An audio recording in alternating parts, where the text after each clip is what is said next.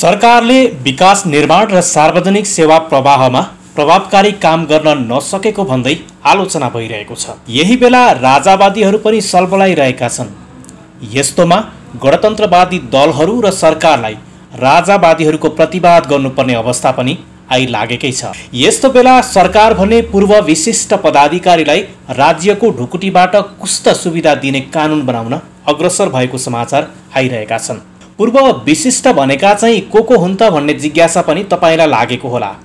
पूर्व राष्ट्रपति, पूर्व उपराष्ट्रपति, पूर्व प्रधानमन्त्री, मन्त्री परिषदका पूर्व अध्यक्ष, पूर्व प्रधान न्यायाधीश, पूर्व सभामुख र राष्ट्रिय सभाका पूर्व अध्यक्षलाई राज्यका पूर्व विशिष्ट पदाधिकारी भनिन्छ। उनीहरूलाई राज्य कोषबाट आजीवन मासिक भत्ता, घर भाडा, घर मर्मत खर्च, सवारी साधन, सचिवालयमा कर्मचारी र सहयोगी राख्ने सहितका आजीवन सुविधा दिने गरी कानुन बनाउन सरकार लागि परेको खबर आएको छ।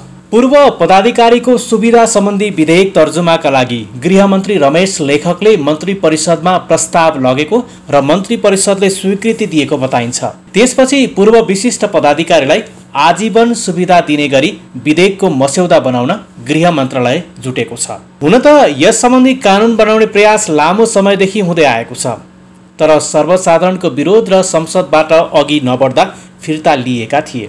2069 सालमा डाक्टर बाबुराम भट्टराई नेतृत्वको सरकारले निवृत्त भइसकेका राष्ट्रपति, उपराष्ट्रपति, प्रधानमन्त्री, प्रधान न्यायाधीश, सभामुख र गृहमन्त्रीलाई आजीवन सवारी, आवास, इन्धन र सचिवालय सहितका सुविधा दिने गरी अध्यादेश ल्याउने निर्णय गरेको थियो। तत्कालीन राष्ट्रपति डाक्टर रामवरण यादवले त्यो अध्यादेश तत्कालै जारी पनि गरेका थिए, तर त्यस विरुद्ध रिट परेपछि सर्वोच्च अदालतले कार्यान्वयनमा रोकेको थियो। 2072 सालमा सुशील कोइराला प्रधानमन्त्री हुँदा पनि पूर्व पदाधिकारीको सुविधा सम्बन्धी कानुन ल्याउने प्रयास गरिएको थियो, तर राज्यको ढुकुटी दोहन गर्ने गरी कानुन ल्याउन खोजेको भन्दै चौतर्फी विरोध भएपछि सरकार पछि हटेको थियो। 2072 सालमा संविधान जारी भएपछि केपी शर्मा ओली प्रधानमन्त्री बने।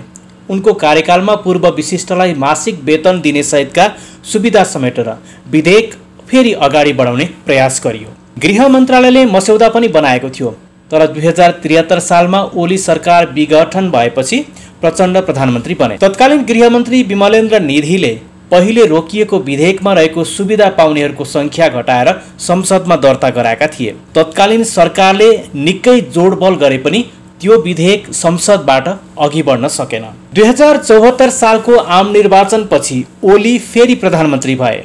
त्यसबेला पनि विधेयक अघि बढाउन निकै कोसिस भएको बताइन्छ। विधेयक अघि नबढेपछि तत्कालीन ओली सरकारले पूर्व अति विशिष्ट र पूर्व विशिष्ट पदाधिकारीका लागि सुरक्षा मापदण्ड 2075 ल्याएको थियो। अहिले फेरि पहिलेकै विधेयकमा रहेको प्रबन्ध समेटेर नयाँ मस्यौदाको टुङ्गो लगाउने तयारी भइरहेको खबर छ।